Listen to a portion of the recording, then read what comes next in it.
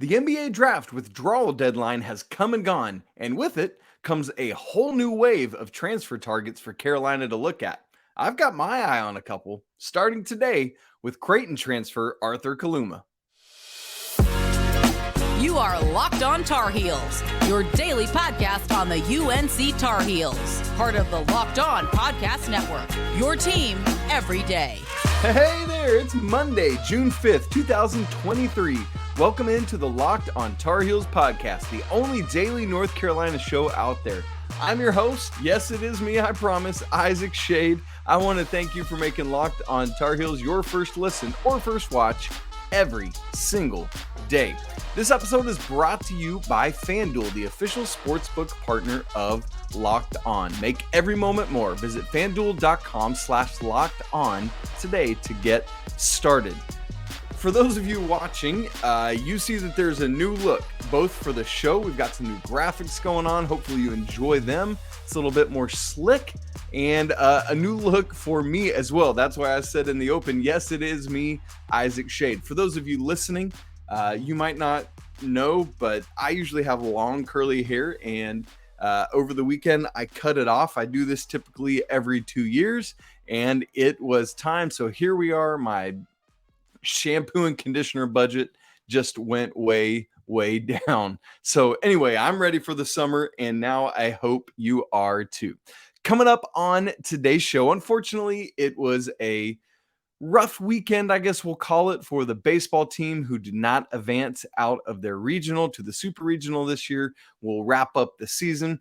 And then coming up, obviously, as I said in the cold open, we're going to be talking about a new transfer target in Arthur Kaluma coming out of Creighton. And so let's start there.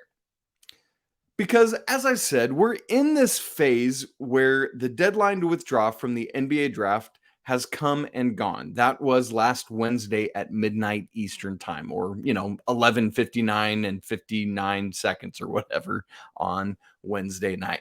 So now because of that, there's like this new wave of available players in the transfer portal that were already there, but they were working through all their NBA draft stuff and weren't ready to look at college options yet. Think of it as players like Pete Nance last year for Carolina, right? They really couldn't. It seemed like there was perhaps mutual interest, but they couldn't really start that whole song and dance routine until he withdrew from the NBA draft. That's where we're at right now, because we've gone through this first wave of guys who are just straight up transferring. But then you get to guys who entered their name in the NBA draft and also entered the transfer portal, because in order to transfer, even though you were in the NBA draft, you have to enter your name in the transfer portal before the transfer portal window closes 60 days after the Monday after Selection Sunday. So that's who we're looking at now. Now, here's the interesting thing about this wave of players. Once they decide to pull out of the NBA draft and transfer, or, you could enter the transfer portal, but still go back to your school if it makes sense to do so. But the vast majority of players who have both entered the draft and the portal, if they come back to college, are going to go somewhere else. And so that's what we're seeing. So the great thing about this wave is that although it's a longer wait for colleges who are trying to get their roster established, even though that wait is longer, it's often worth the reward and payoff, because the players you're looking at now are often guys who are either NBA level or fringe NBA level basketball talents who are deciding to come back for a year of school. Now, you've also got the guys who are just doing it to get more information and we're never really going to make it, right? Like that is part of this wave as well. But you get guys who from a talent standpoint, at the very least, are players you would really want on your team. And so this wave is worth waiting on. Does that make sense? I hope so. One of those players is Grant Nelson, whom we had talked about on a previous show several weeks ago. If you didn't have a chance to watch that, I will link it over here where you link such stuff. So keep your eye out for that. As for today, another one of those players is Creighton transfer Arthur Kaluma. Now, as I said, there are some other players in this category too that I think Carolina could look at, but today I want to hone in on Kaluma. Now, let me remind us all of where Carolina stands in terms of available scholarships. Some people, I know you're on it, and you know when you're tracking with me and you see my colorful chart all the time. But for those who don't, or who aren't up to date, North Carolina has 2 remaining available scholarships for this next academic year. After Elliot Cadeau reclassified and signed last week, that took Carolina's 11th scholarship. You get 13 each year, so that means there are 2 left. So that's what we're talking about, is how or if Carolina will utilize those final 2 scholarships. Now, that in itself is a show and a topic of conversation worth having, and we will do some more of that as we go. But as for today, I want to hone in on looking at the possibility of Arthur Kaluma as a Tar Heel. Now, I know there's the whole Creighton of it all, right? Going back to Kendall Marshall's broken wrist. Let's just set that aside for today and just assume that he's not a Creighton Blue Jay. Okay, well, and he's not anymore. So there you go. All right, Arthur Kaluma, rising junior, who has therefore 2 years of eligibility left. He is the class immediately following the last class that has COVID eligibility. So the rising seniors have COVID eligibility if they want to use it. Rising juniors do not. Okay, there we go. So Kaluma is 6'7", 225. That was on Creighton's roster, his measurements last year, but a 7-foot wingspan. You love to see that plus extension going out on these players. That always speaks. What's cool is Kaluma has Ugandan heritage, but has been in the States for a long time, comes from Glendale, Arizona area where he finished off his high school. Kind of a neat tie-in. You might recall that last year in the NCAA tournament, San Diego State and Creighton faced off with one another, and Kaluma's brother, Adam Seiko, played for San Diego State, and Kaluma was playing for Creighton, and so they got to play each other.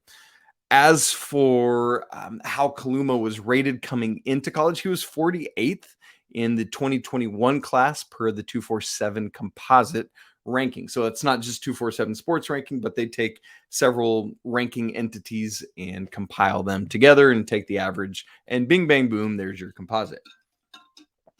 So Kaluma does come in as a front court player. For those of you that have been tracking, you know that I've been saying for a long time, especially now, like when Dunn left and Elliot Cadeau came in, still feels like Carolina should not take on any more personnel in the backcourt. There's 6 there already.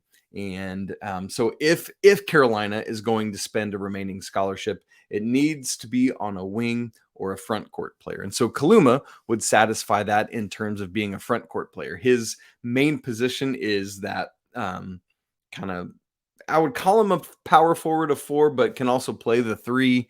And as a 6'7" guy, has that capability. And so that's where you're looking at, is kind of that ideal player for this spot. So let me say a couple things about other teams that are in on him, and then I want to say a little bit about where he'd fit as well. So the hunt, we'll call it. The initial 4 that were reported as being really in on Kaluma once he pulled out of the draft were Alabama, Kentucky, Texas, and Texas Tech. And so obviously that's a formidable set of schools. I wouldn't be surprised if Kentucky is the leader in the clubhouse right now, just because of everything they've lost either through the transfer portal or in the NBA draft. And so if Carolina wants to get in on this, they got work to do to make up. I'm just going to say that. Now, here's an interesting thing about Alabama. They are also in on Grant Nelson, whom we talked about, which there hasn't really specifically been anything tied between Carolina and Grant Nelson, just for what it's worth. But also, Bama has just recently hosted Jarin Stevenson, and so that's something to be aware of as well. They're going to be trying to grab him. So my thought is that Carolina needs to get in on the Arthur Kaluma sweepstakes. Even if they get in on it and there's nothing doing, right? Like, it's like, all right, we've had a conversation and it's not going anywhere. Great. But I feel like you at least have to be part of the hunt. You at least have to be in on the conversation with these other schools that are pursuing him to find out if it would be a fit. And so as I look at front court transfer players available, Kaluma or Nelson are the top two for me. And so like all in on let's go get Kaluma or, again, have a conversation with him. Now, here's the other thing I want to say, and then we'll take a break and then we'll get to talking about Kaluma's like skill set, scouting report, that kind of stuff. I know it feels like Carolina is at the point where they already have their starting lineup. And so, like, on one hand, I could hear you say, and I would hear this argument, so why go get somebody else that is starting lineup caliber? Doesn't that just cause locker room issues? Or if he comes and isn't a starter, doesn't that cause locker room issues? Potentially. But why not go after someone that could potentially make that starting lineup even better than it currently is? That's what I would look at. So as you've heard me say, I think there are a lot of other people that talk about it as this, that the starting lineup that I would perceive right now is Elliot Cadeau and RJ Davis in the backcourt as the 1 and the 2. Cormac Ryan as the wing, the small forward, the 3, with Harrison Ingram kind of playing a small ball 4, and then obviously Armando Bacot at the 5. There are some, like our buddy Josh Marlowe, who comes on from Heel Tough blog, actually put out an article recently saying why he thinks Elliot Cadeau should come off the bench to start. I need to have Josh on to talk about that and unpack. It would be a fun conversation. But assuming what I've just said is the starting lineup, where would Kaluma fit? Well, maybe if Cadeau, the coaching staff determines we need to give him a little bit of time, then you've got maybe RJ, Cormac Ryan, or Simeon Wilcher at the 2, Harrison Ingram at the 3. You put Kaluma right in at the 4, and then Bacot in at the 5. There's possibilities and options there. The problem is that I doubt he is someone that you could sell on, hey, come play a secondary role for us off the bench. Part of that is he was in a much better position at Creighton last year. Creighton had a much better season than did the Tar Heels last year. Although, let's keep in mind, Carolina is a much higher brand and national entity than is Creighton. So there is that side of it. But for the Blue Jays, he was 1 of 5 to average double-digit scoring. He had 11.8 points, but he was the lowest of those 5, the 5th option on the team. I think he's wanting to go somewhere where he's not going to have that type of role, where he's going to have a bigger role. Now, the thing at Carolina is he would be at best third fiddle behind RJ and Armando, right? Like, I think we would all recognize that. But I think wherever he goes, he wants it to be somewhere where it's like, I can be showcased a little more. Now, again, he is a 4. Like, that is his main position. And so if it's not Harrison Ingram, before the Cadeau reclassification, I was thinking it was probably Jalen Withers at the 4. And so I think Kaluma would trump Withers in my book. Withers is the better 3-point shooter right now, but I would say Kaluma does just about everything else better. And so Kaluma is really, really intriguing to me as a starting 4. The other thing is, we've talked about Jarin Stevenson. I might prefer him, but again, I feel like you have to have this conversation. You got to make this play. At the end of the day, you want all the talent you can get, and you figure it out from there. And so that's where we're at with this. Now, where I want to go next is talking about Kaluma's numbers the past couple of years, looking at his scouting report, some of his higher achievement moments to just see like, hey, how could he fit? We'll talk about all of that in just a second. But first, I need to tell you that today's episode, again, is brought to by our friends at FanDuel. Make a fast break to FanDuel during the NBA playoffs. We're 2 games into the finals, man. The Heat pulled out game 2, heading back to Miami. Way to go. Because right now, new customers get a no sweat first bet. Are you ready for this? FanDuel is up to this to $2,500. That's $2,500 back in bonus bets if your first bet doesn't win. How can you miss out on that? Go get in on this action. They have great promotions literally every day at FanDuel. Their app, it's safe, secure, and super easy to use, and you can get paid instantly. So there's no better place to bet all the playoff action than America's #1 sportsbook. So visit fanduel.com/lockedon today and get that no sweat first bet up to $2,500 back. That's fanduel.com/locked on. FanDuel, official sports betting partner of the NBA.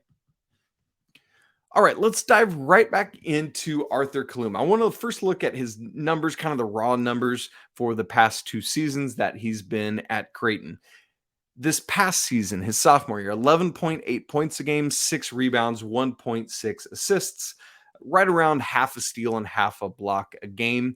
Shot 73.6% from the free throw line on 3.8 attempts per game. So that's basically, 5, 6, 7 percentage points better than Armando. Like I've been talking about, I'd love for Armando to get up to the 70% threshold.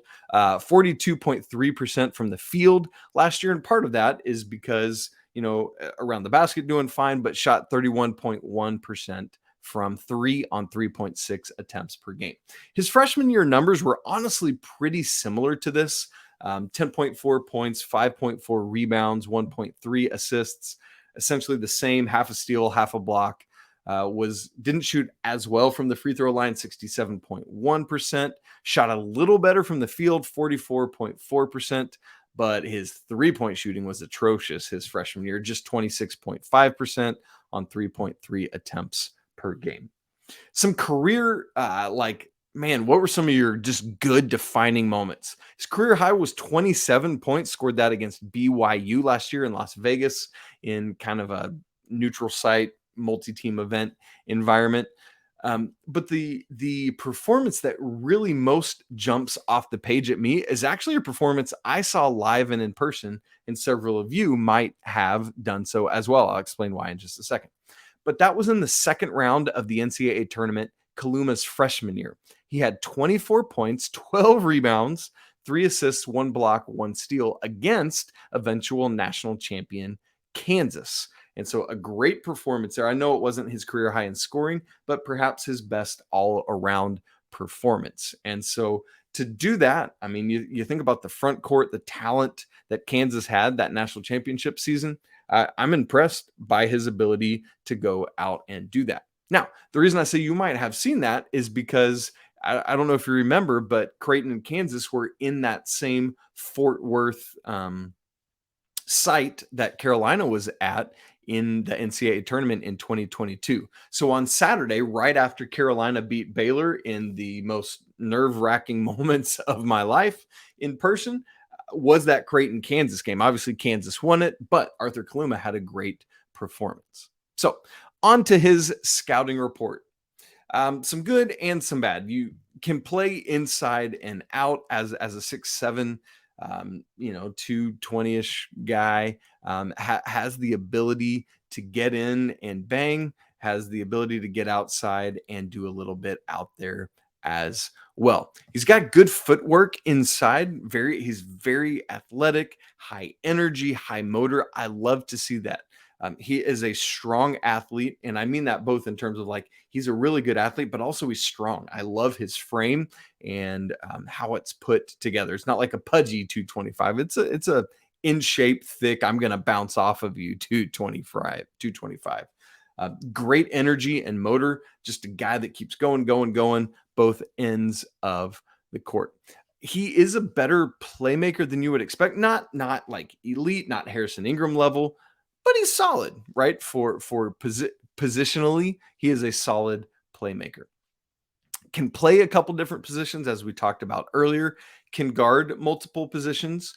Although on the flip side, on the kind of negative of what I see with Kaluma, he does need to be more consistent as a defender, particularly, I would say, in pick and roll against guards, where, it's like to be able to use that athleticism and footwork a little better is growing there. Clearly, the most glaring weakness in the game, and you heard me say it with his stats, is his three-point shooting. If he's going to be taking to 4 assists or 3 to 4 attempts, a game. It's got to grow. Obviously he took a jump this past season up to 31.1%, but to be taking that many attempts a game, he's got to be up to 35, 36%. We have experienced enough of that, of high volume 3-point shooting with low efficiency in terms of makes, and Carolina just can't have that. And so here's the thing, though. I believe that shot can grow from watching Kaluma these past 2 years. The physical attributes are there. There's nothing physically holding him back from shooting at the level that I think he can from deep. But he's got to do it. He's got to develop it. I don't know if that can happen in an offseason before he would come to play. That might be the work of an NBA player eventually. Now, as we talked about, Kaluma is part of this wave of players that was in the NBA draft, ultimately decided to come back. As mock drafts that I've looked at, he was at one point kind of a fringe first rounder, but now would have been probably somewhere in the 40s would be my estimation of where he would have landed if he would stay. I believe he would have been drafted, but clearly wants to come back, improve his draft stock back to that first round status, and then maybe go after this year. So Arthur Kaluma, a potential for one of those 2 final scholarships for North Carolina. Would love to hear your thoughts on him if you've checked out Arthur Kaluma or his tape, and go find the comments and let me know. Well, wrapping up the show today, it was an unfortunate end to the baseball season for the Diamond Heels, but we want to make sure to unpack it. We'll do that in just a second. All right, North Carolina traveled up to Terre Haute, Indiana, for the Indiana State Regional. Who would have thought that? But there they were. Congrats to the Sycamores and what I've been jokingly calling them, the Fightin' Larry Birds. North Carolina, as you know, started things off on Friday evening. We haven't talked on the podcast since any of this action has happened. Well, for the Tar Heels, for me, the theme of the weekend was missed opportunities. Just too many runners left in scoring position, too many runners left on base, too many kind of mental mistakes and other things that the Tar Heels did to play. They played winning baseball, but not elite winning baseball that you need to advance when you get into this part of the season. And so unfortunately, it wound up with 1-run losses to Iowa to bookend the Tar Heels appearance in the regional round. So let's start with Friday night, where Carolina lost 5-4. They had this great comeback, entered the 9th inning down 5-1. Carolina was the visitor, so top of the 9th, Osuna hits a 2-run bomb to get it to 5-3. A couple guys get on base. Vandenbrake gets a double to score Cook and gets Horvath to third. So men on second and third, down 1 out. You got to push at least one of these runs across. You got to make contact, whether, we've seen Coach Forbes willing to use the squeeze or whatever you got to do to get a run in. But unfortunately, both Frick and then Stokely strike out back-to-back to end the game. Carolina loses 5-4. Now, that was not the only moment to have a missed opportunity, but obviously the most glaring moment because of when it happened in the game. And again, that's what I'm saying. Carolina had some winning baseball, but not elite enough to get over the hump. Now, a nice rebound on Saturday morning against Wright State to move on in the elimination bracket, won that game 5-0. But then we move on to Sunday afternoon, and it's Iowa again. And once again, it's missed opportunities. The same way they ended Friday night's game against Iowa is the same way, essentially, that they started this one. Carolina were the home team this time around. First inning, bases loaded, 1 out, nothing doing. Can't push a run across. And I don't know about you, as somebody who grew up playing baseball and am still a baseball junkie, that's just always a bad omen to me. Anytime it's like, man, we're about to push across 3 or 4 runs here in the first inning, and then you get the goose egg, I just always like, yeah, right? Like you kind of bury your head and worry about it. So that's another one of these missed opportunities for Carolina. Perhaps the most glaring one of the weekend was this for me. And you hate to single it out, but It was Casey Cook who did it, and honestly, it's on his teammates as well. Here's what happened.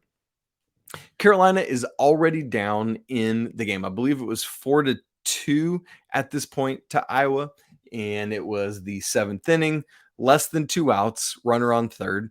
Cook catches a fly ball, kind of has to turn around a little bit, but catches a fly ball in foul territory. There was 1 out at this point.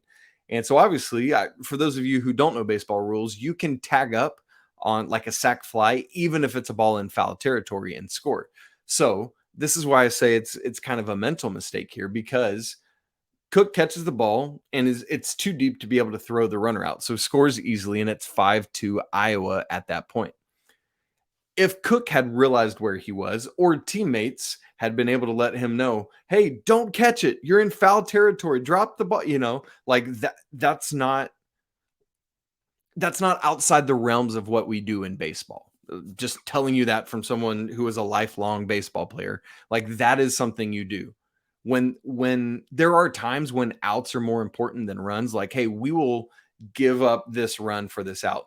This is a moment, the 7th inning of an elimination game where you're already down 2, where actually keeping the run from scoring is more important than the out. And so legitimately, Casey Cook should have just let this ball drop in foul territory. It was close. It was close to the line. It's a tough call. But he needs to be able to realize where he's at, and or teammates need to be able to help him realize where he's at to not make that catch.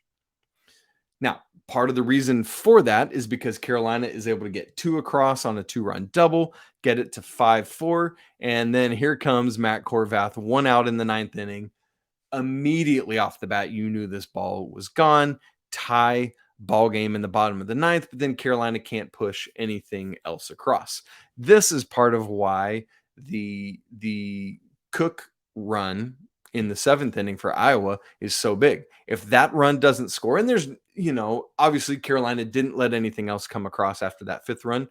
Who knows how it might have played out? That Iowa might have pushed a couple more across, but at that point you have to take that gamble. Had they not, had it still been 4-2, Horvath's home run is a walk-off home run. You realize that? Instead, it sends the game to extra innings. Nothing happens for a couple innings. Yeah, I mean, there's a little bit of action, but if I remember correctly, nobody even got to third. And so neither team really put too much pressure on the other.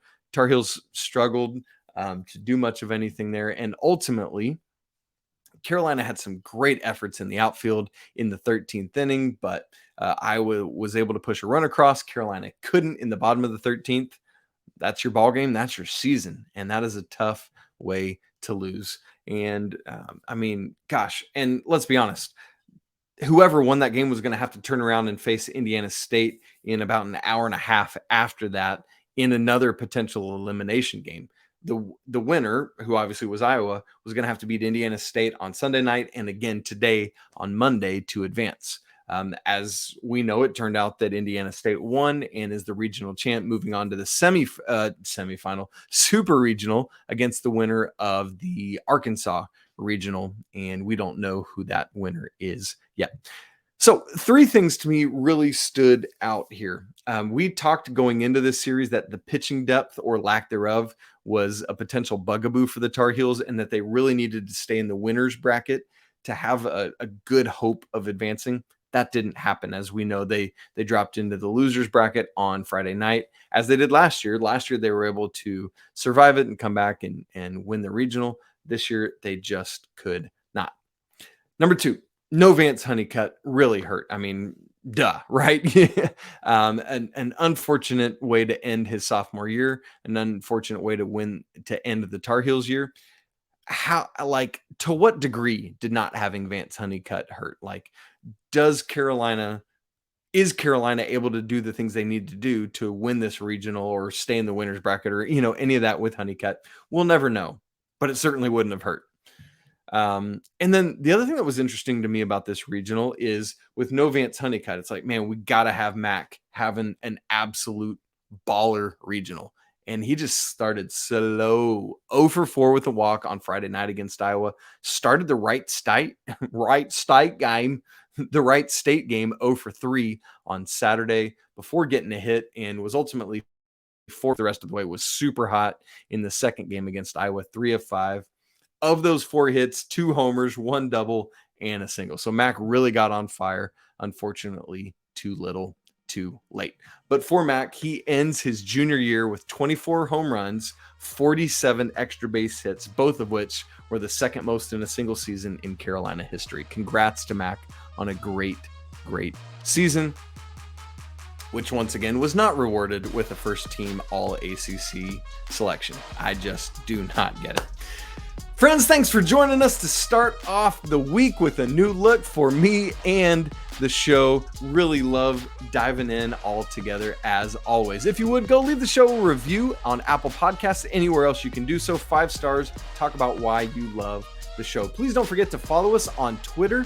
Locked on Tar Heels and Isaac Schade are where you can find the show and me personally. If you want to talk more in depth, email the show lockedontarheels@gmail.com. Don't forget, subscribe to the show, smash the like button, and leave your comments once again on Arthur Kaluma or on some of your favorite memories from this baseball season. Even though the year is over, it's always a great day to be a Tar Heel. I'll talk to you again tomorrow, but until then, peace.